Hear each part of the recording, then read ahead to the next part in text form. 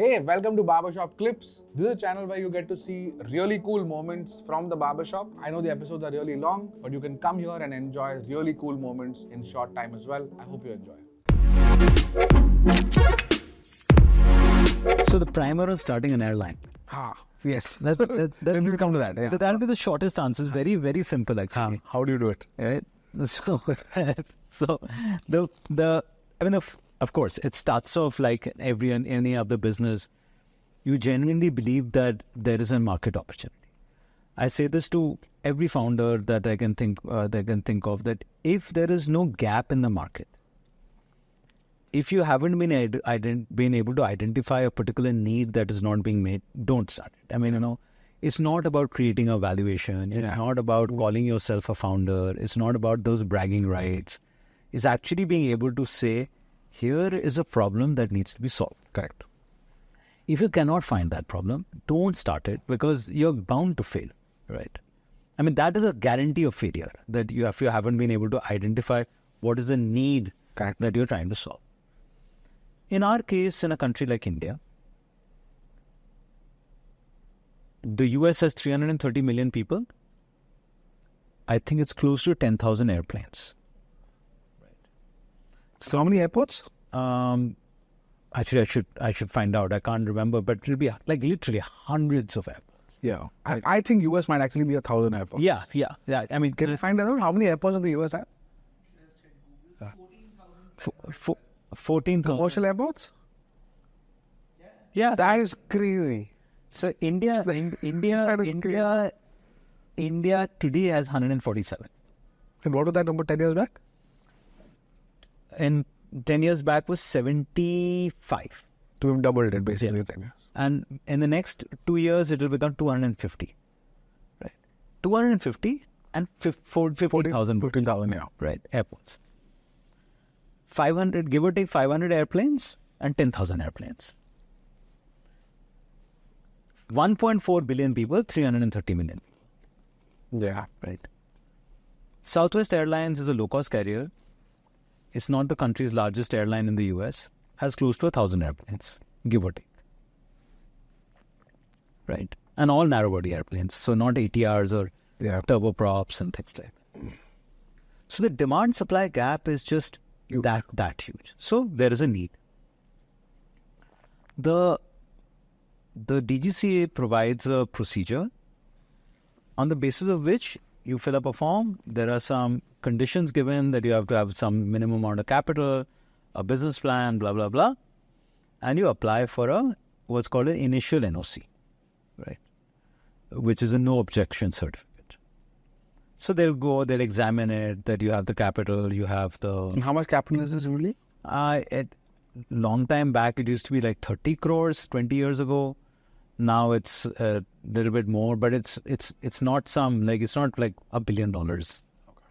It's a healthy series. Yeah, right, exactly. that's actually well put. Right. Yeah. So then, based on that, they give you an initial NOC. So it's very clearly laid out what kind of people you need, etc. Where do you find the people? There are enough number of very experienced professionals in India who have spent their careers in the airline business in India. And there are enough Indians who are sitting in the Middle East, who are sitting in, Southeast Asia, especially the Middle East, who are of Indian origin, who have been working in the airline business. Right. So now once you've got that, there is again a very clearly set out this thing that this is the type of flight operations manual you need, and this is this procedure, that procedure, etc., etc., etc., that you need to put together. And you go through this whole process with the regulator, where they keep examining your level of preparedness. While you're doing that, you go to the 2 aircraft manufacturers and try to see if you can buy airplanes from them. Directly from them. Or you can go to lessors and say, can I lease airplanes? Now, leasing airplanes, like, if you were to lease, if you were to lease a car from a leasing company, it'll be more expensive than actually being able to go and buy it out straight away. Correct. Right. But of course, buying it out straight away needs capital. And can you borrow that capital, or You can borrow the capital, right? Or you can have an investor who puts in that capital. Or you can have aircraft financiers who, based on your management team, your clarity of your business, the market opportunity, will finance buying Debt financing. that aircraft. Got it. Okay. And this is debt financing. But it is on the aircraft, Okay. right? You're not taking it on your balance sheet, Oh, okay. Interesting. right? Now it starts the other operational stuff. Pilots, flight attendants, aircraft engineers. Maybe you will have a few airport people on your rolls, but you will go and enter into an arrangement with ground handling agencies. There are again designated ground handling agencies in each airport, and you enter into an arrangement with them for them to do your airport services. Got it. Right. Catering company to get the food. Now, obviously, when you get to, the next is you go to the airports, different airports. And how long did it take for, let's say, you go get into an arrangement with Boeing and you get some financing and so on? You buy 5, 1, 10, like, is there like a minimum order quantity for Yeah, aircraft? so two things there. How do you choose sectors? So two things there. One is that you can, of course, order 5 airplanes also, but the larger number of airplanes you are able to commit to, your cost of acquisition goes down Significantly, or like? significantly. Of course, there is a point of diminishing return. Correct. Right. Second is whether there is aircraft availability or not. Today, if you try to go buy fresh new airplanes, the nearest slots are now in 2029, 2030. Are you serious? Yeah. So now comes the question of timing also. Remember, Indigo started less than 4 years after 9/11. Akasa started in the middle of the pandemic. Or at least the concept. So you have to therefore not get swayed by, not get scared, let me not say square, not get scared by what's happening in the immediate. Yeah.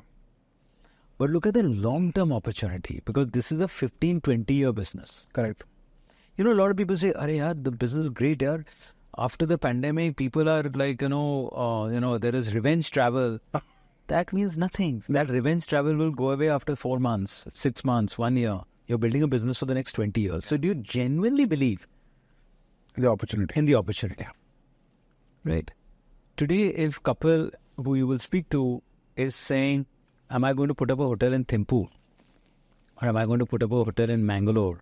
Or am I going to put up 3 hotels in Goa?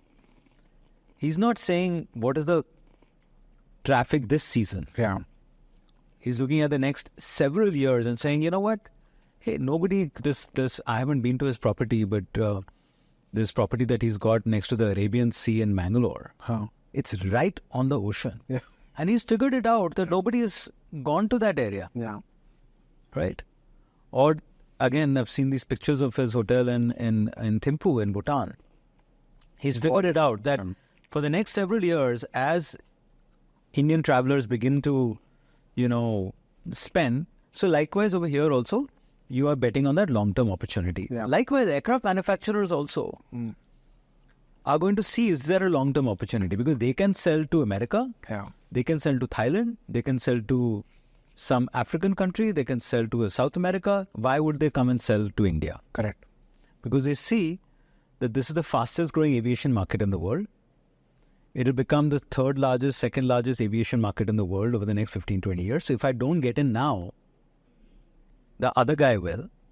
And this is a duopoly. Pretty much.